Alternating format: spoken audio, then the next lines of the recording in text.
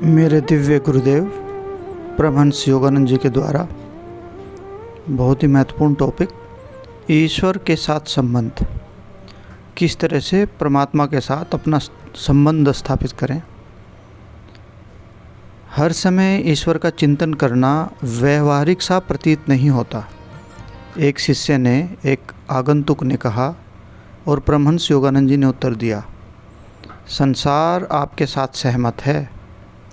यानी कि संसार इस बात से सहमत है कि हर समय ईश्वर का चिंतन करना मुश्किल प्रतीत होता है, परंतु क्या संसार एक सुखमय स्थान है?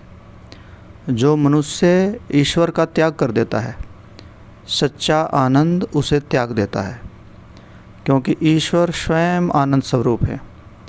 इस धरा पर, इस पृथ्वी पर उनके भक्त शांति के आंतरिक स्वर्ग में निवास करते हैं, परंतु जो उन्हें भूल जाते हैं वे अपने दिन असुरक्षा और निराशा के स्वनिर्मित नरक में व्यतीत करते हैं। ईश्वर के साथ मित्रता करना ही वास्तव में व्यवहारिक होना चाहिए, वास्तव में प्रैक्टिकल होना चाहिए। उनके साथ परिचय बढ़ाएं, भगवान के साथ परिचय बढ़ाएं। ईश्वर को जानना ठीक वैसे ही संभव है जैसे अपने सबसे प्रिय मित्र को जानना संभव है। यही सत्य है। सर्वप्रथम आपको ईश्वर की एक सही धारणा रखनी चाहिए, एक निश्चित विचार जिसके द्वारा आप उनके साथ संबंध स्थापित कर सकें। और तत्पश्चात इसके बाद आपको ध्यान एवं प्रार्थना तब तक करनी चाहिए जब तक कि आपकी मानसिक धारणा वास्तविक अनुभूति में न बदल जाए। तब आप उन्हें जान लेंगे। यदि आप दृढ़ता से डटे रहेंगे तो ईश्वर अवश्य आएंगे। कुछ लोग हैं जो अपने सृष्टिकर्ता का, अपने रिसोर्स का, इस सृष्टि के मालिक का चित्रण एक ऐसे शासक के रूप में करते हैं जो मनुष्य का अज्ञानता रूपी धुएं से और दंड रूपी अग्नि से अत्याचार सहित परीक्षण करते हैं, और जो मनुष्यों के कर्मों का निर्णय निर्दयपूर्वक छानबीन के साथ करते हैं। यानी कि कुछ लोग ऐसे हैं जो परमात्मा को एक किंग की तरह, एक राजा की तरह मानते हैं, जो दंड देता है और किसी भी कर्म का जो फल है वो बहुत ही निर्दयतापूर्वक छानबीन के साथ हमें मिलता है। पर यह अवधारणा गलत है।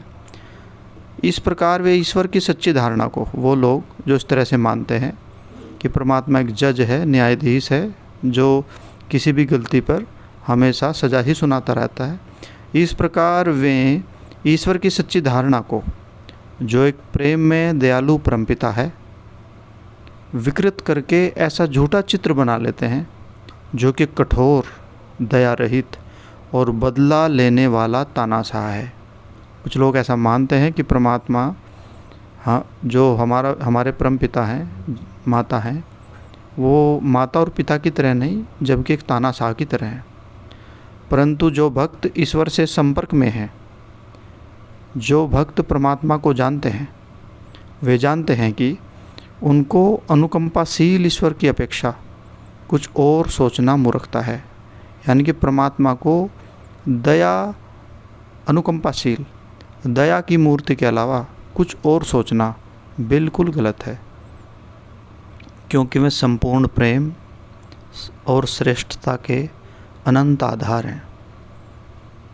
ईश्वर शाश्वत आनंद है। गुरुजी बता रहे हैं, जो अनुभव करते हैं परमात्मा के बारे में, ईश्वर शाश्वत है, आनंद है, एटर्नल जॉय। उनका अस्तित्व प्रेम, ज्ञान और आनंद है। वे साकार और निराकार दोनों ही हैं।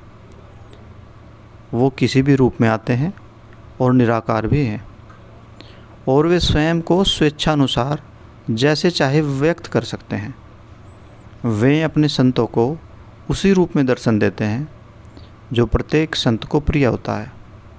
एक ईसाई क्राइस्ट के रूप में उनको देख सकता है, एक हिंदू भगवान कृष्ण और जगत माता के रूप में दर्शन करता है इत्यादि।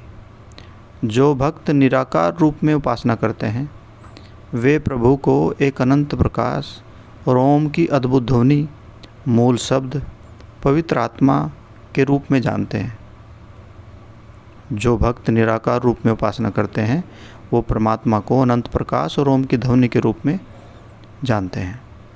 सबसे उच्च अनुभूति जो मनुष्य प्राप्त कर सकता है वह उस आनंद का अनुभव प्राप्त करना है जिसमें ईश्वर के अन्य सभी रूप, प्रेम, ज्ञान, अमरता पूर्ण रूप से समाविष्ट है। दोबारा फिर सुने। सबसे उच्च अनुभूति किसकी अनुभूति? परमात्मा की अनुभूति जो मनुष्य प्राप्त करता है, जो अपने अनुभव में पाता है, वह है उस अनुभव का, उस आनंद का अनुभव प्राप्त करना जिसमें ईश्वर के सभी रूप, एक ऐसा आनंद जो प्रेम है, एक ऐसा आनंद जो ज्ञान है, एक ऐसा आनंद जो अमरता है, पूर्ण रूप से समाविष्ट है, इंक्लूड है, समाहित है। परंतु ईश्वर की प्रकृति को मैं आपको शब्दों में कैसे बता सकता हूँ? वे अकथनीय, अवर्णनीय हैं। केवल गहरे ध्यान में ही आपको उनके सार तत्व का ज्ञान होगा। जय गुरु जी।